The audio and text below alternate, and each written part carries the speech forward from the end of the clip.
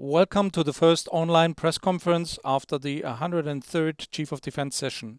We will start with an opening statement by the Chairman and then open for your questions. Sir, the floor is yours. Good evening. Thank you for joining me for this online press conference. Just a few minutes ago, the Chiefs of Defence of our alliance concluded their first meeting via secure video conference, proving once more that NATO has the means to respond to evolving security and challenging security environment.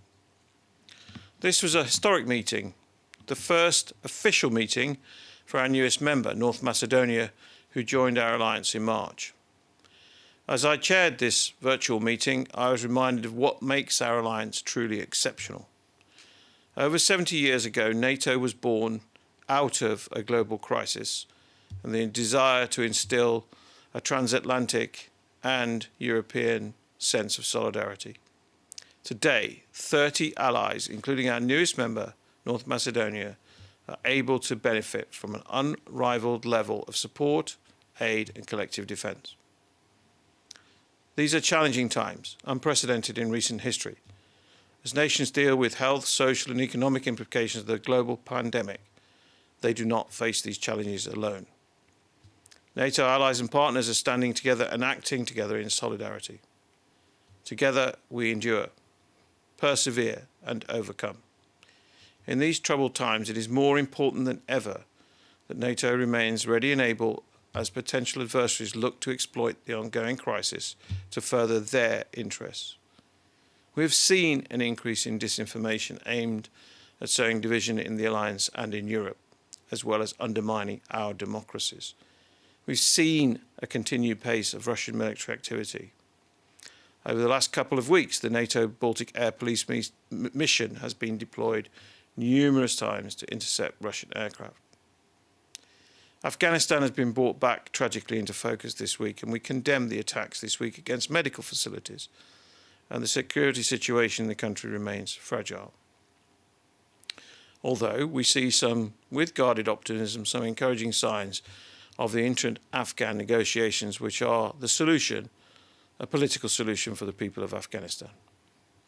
In Iraq, the situation remains unstable. The fight against ISIS is not over. Coalition forces are working hard to safeguard the progress and gains achieved. So as much as ever, NATO's core mission remains paramount to ensure peace and stability. Our forces remain ready and our work continues.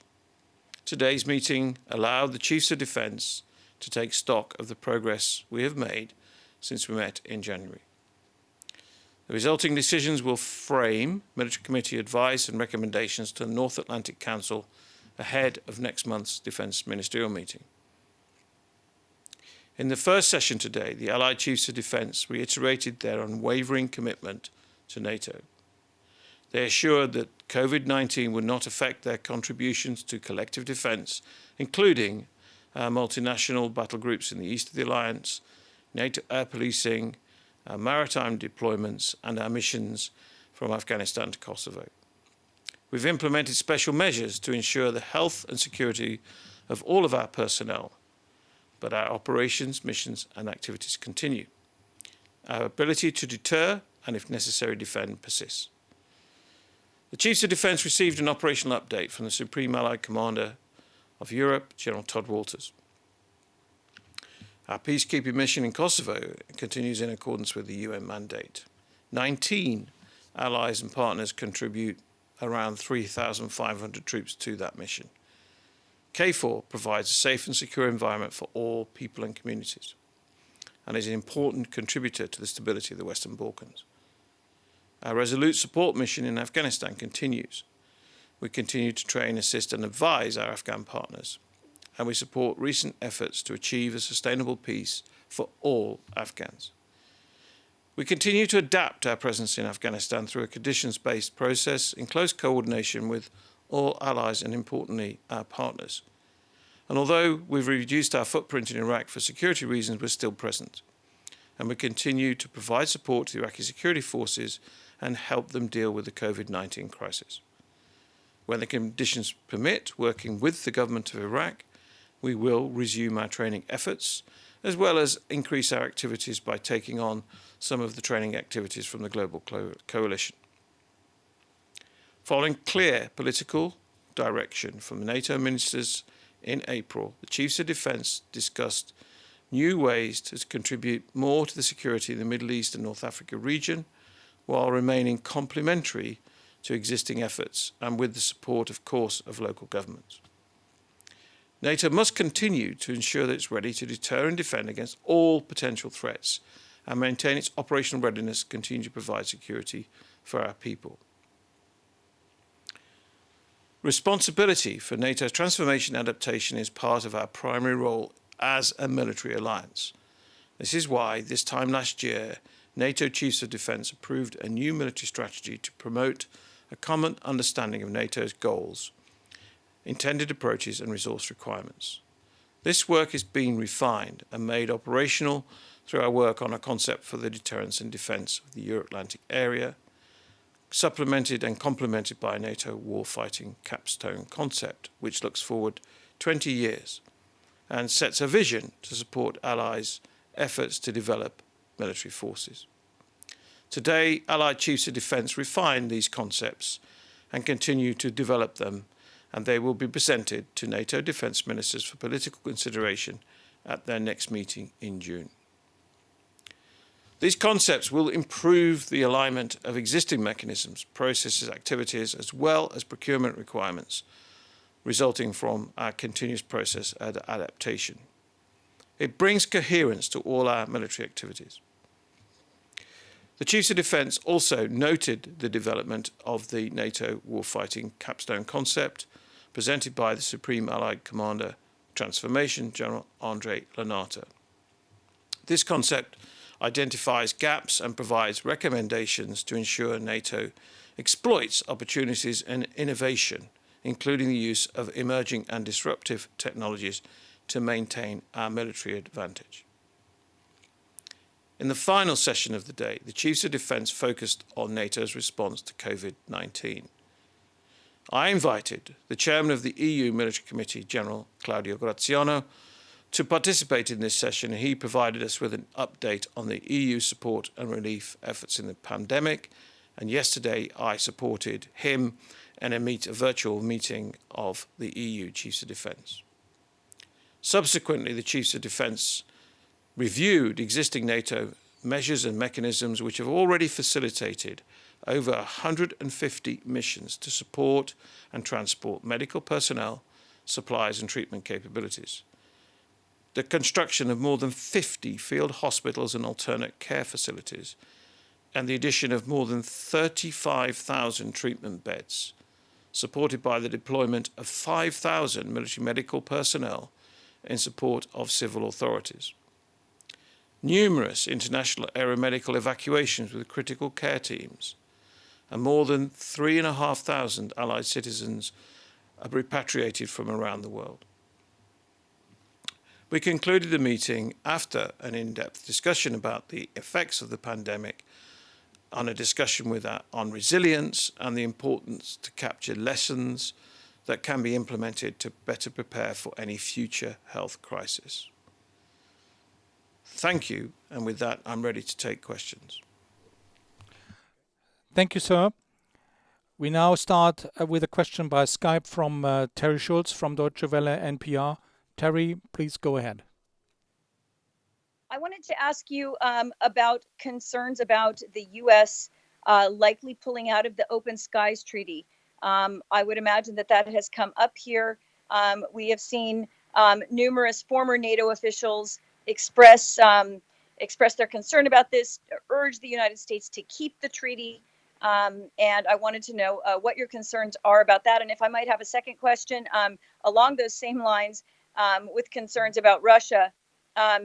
We have also seen the German government come out and say that they know that Russia hacked the German government. Are you concerned that, out the back door, these traditional threats from Russia are going on while the world is consumed with fighting Corona? Thank you.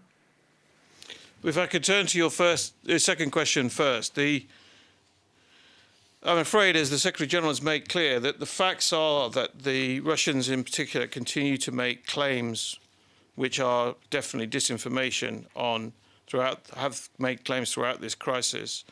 And as you say, the German government have now made clear what happened to them. And so we continue where we can demonstrate who is responsible to make that clear. The most important thing I can say as a military alliance is we continue to protect our information, to protect our networks. And I can assure you that this conference I've just described to you today was conducted as a classified conference at 30 nations in a secure video conference. And so it is important that we reflect on the vulnerabilities created by a connected society. And then we have to make sure that in many ways the work of you as journalists is also important to check that everything is true and clear. And perhaps now more than ever, that is important. We will respond to disinformation, we will share facts, we will be transparent, and of course we tell the truth. And so, as the Secretary General has made clear, we continue to be transparent and we continue to work with all allies on making sure that our approaches to disinformation are coherent, coordinated, and we respond to any form of disinformation which we can identify. And we'll continue to work with our international partners, particularly the European Union, on that subject. On open skies, I think it isn't clear what will happen, but I think it is clear that the alliance has supported the development of arms control for many decades. And it is also clear that the global arms control architecture that served us so well is eroding.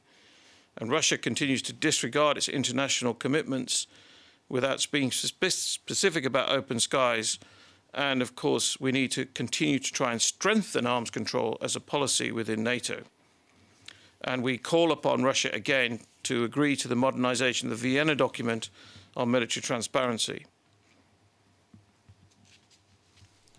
Okay, thank you very much. For our next question now, we go to Robin Emmett from Reuters, this time with video. Robin, go ahead. Good evening. Thank you for the question. You mentioned your contacts with your EU counterparts. Given the pressure on European budgets now with the coronavirus crisis, the economic shock, I wondered, were you able to discuss the outlook for military mobility and what that may look like without the sizable funding initially expected from the EU? Thank you. Military mobility continues to be a priority for the alliance, and we continue to discuss that with our European Union partners. And of course, military mobility takes many forms. I would highlight one really important response that we've enabled during this COVID-19 crisis, which is working with Eurocontrol here in Brussels. NATO has now developed a dedicated call sign for military relief flights to enable dedicated flight plans and ensure quicker straight line travel. And so I think we continue to work on how we develop military mobility, because as we can see before us now, we need to be able to move quickly across borders. And one of the things we have discussed today is how to learn the military medical lessons from this crisis. We, NATO, are not the first responder in the event of COVID-19. And we need to be very careful that this health crisis, which is what it is, doesn't turn into a security crisis. But what NATO can do and what military medicine can do is really help civil authorities. And I pay tribute to the military medical personnel of all allies who are deployed now, supporting civilian authorities and keeping our forces safe. Our own security challenges haven't diminished because of the crisis. I would also pay tribute to the group of surgeon generals across the alliance called the Council of Military Medicine, COMED, who are also in very close touch, sharing clinical lessons and sharing ways of responding differently in the future. So I was in the European Union yesterday at their video conference. European Union chairman was with us this afternoon at our classified military conference, and we continue to work on lessons, on how we may do things differently in the future, and more importantly, how we can aid civil authorities in time of crisis to the maximum effect. Thank you very much, sir. Let's switch to Lailuma Sadid from Afghanistan Voice. Lailuma, you're on. Thank you very much, Lailuma Sadid from Afghanistan Voice. As you mentioned, the current situation in Afghanistan, the Taliban increased their attacks in Afghanistan and continuous violence against the civilian. How do you justify the attacks in Kabul and all the Afghanistan? My second question is, the Taliban knows that the international military would not fight them because the peace deal. Don't you think that it is unfair to abandon your allies in the fight against the Taliban? Thank you. The answer to your second question is very clear. The role of NATO forces in our mission known as Operation Resolute Support is to train, advise and assist the Afghan security forces. And we continue to conduct that mission, working with our friends and partners in Afghanistan. In answer to your first question, we unreservedly condemn the violence this week. If, depending on who claims the attack, to attack medical facilities at the time of the virus and to attack clinics full of babies during this time, we absolutely condemn it. But it's still not clear, as I'm standing here, who conducted that attack.